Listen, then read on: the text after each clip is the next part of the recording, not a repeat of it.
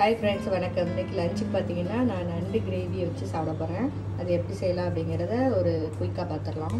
இதுக்கு வந்து மசாலா ரெடி பண்ண போகிறோம். அதுக்கு 2-3 ஸ்பூன் அளவுக்கு மிளகு, 1 ஸ்பூன் அளவுக்கு பெருஞ்சீரகம், அப்புறம் 1 ஸ்பூன் அளவுக்கு ஜீரகம், இதை போட்டு பொடி பண்ணிக்கலாம். இப்போ மசாலா வந்து நல்லா பொடி பண்ணியாச்சு. இது வந்து 1 கிலோ நண்டுக்கு நம்ம ரெடி பண்ணியிருக்கோம் அந்த மசாலா. இப்போ கடாயில் வந்து கொஞ்சம் நல்லெண்ணெய் விட்டு அதில் கொஞ்சம் பெருஞ்சீரகம் போட்டு பொரிய விட்டுருக்கு. இப்போ நம்ம கட் பண்ணி வச்சுருக்க சின்ன வெங்காயத்தையும் இதில் ஆட் பண்ணிடலாம். இப்போ வெங்காயம் வந்து நல்லா வதங்கிடுச்சு. ஒரு 2 ஸ்பூன் அளவுக்கு இஞ்சி பூண்டு பேஸ்ட் போடலாம். இப்போ இதையும் வந்து நல்லா வதக்கிக்கலாம். இஞ்சி பூண்டோட பச்சை வாசனை மாறும். கிரேவி வந்து கொஞ்சம் அதிகமாக வர்றதுக்காக நம்ம ஒரு பல்லாரி வெங்காயத்தை பொடிசாக கட் பண்ணி வச்சுருக்கோம். அதையும் இதில் ஆட் பண்ணிடலாம். இதுவும் கொஞ்சம் வதங்கணும். 2 தக்காளி பழத்தை கட் பண்ணி வச்சுருக்கோம். அதையும் இதில் ஆட் பண்ணிடலாம். இப்போ தக்காளியும் கொஞ்சம் நல்லா வதங்கட்டும். தக்காளி வதங்குறதுக்கு வேணால் கொஞ்சம் உப்பு சேர்த்துக்கலாம். இப்போ இதில் கொஞ்சம் மஞ்சள் தூள் ஆட் பண்ணிக்கலாம். காஷ்மீரி மிளகாய் தூள் வந்து நம்ம ஒரு 2 ஸ்பூன் போட்டுக்கிறோம். ஓகேவா? போட்டுட்டு இப்போ இதையும் வந்து மிக்ஸ் பண்ணி வச்சுருவோம். ஒரு 2 ஸ்பூன் அளவுக்கு மல்லித்தூள் ஆட் பண்ணிடுவோம்.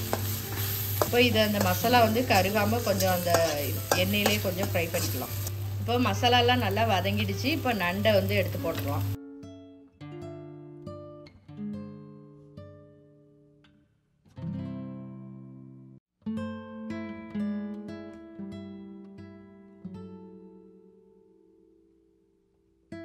இப்போ இந்த நண்டை வந்து கொஞ்சம் நல்லா பரட்டி விட்டுட்டு இப்போது அந்த நண்டு மூழ்கிற அளவுக்கு நம்ம தண்ணி விட்டுக்கலாம். தண்ணி ஊற்றி ஒரு 5 நிமிஷத்துக்கு நல்லா கொதிக்க விட்டுறலாம். இப்போ வந்து நம்ம தண்ணி கொதிக்கும் போதே வந்து கொஞ்சம் உப்பு சேர்த்துக்கலாம். இவ்வளோ தண்ணி ஊற்றுறோன்னு நினைக்காதீங்க, தண்ணி வந்து வற்றிடும். நம்ம இன்றைக்கி செமி கிரேவி மாதிரி தான் வைக்க போகிறோம். இப்போ நம்ம அரைச்சி வச்சுருக்க பொடியை வந்து இதில் ஆட் பண்ணிடலாம். நம்ம ஜீரகம், பெருஞ்சீரகம், மிளகு போட்டு அரைச்சி வச்சுருக்க பொடியை நல்ல பொடியாக வந்து மையாக அரைச்சிருங்க. அப்போ தான் வந்து நல்லாயிருக்கும் சாப்பிட்றதுக்கு. இப்போ இதை வந்து நல்லா கலந்து விட்டுடலாம். இதெல்லாம் கலந்து விட்டுட்டு ஒரு 5 நிமிஷத்துக்கு மூடி போட்டு கொஞ்சம் திக்காகிற அளவுக்கு, கிரேவி திக்காகிற அளவுக்கு கொஞ்சம் நேரம் விட்டுடலாம்.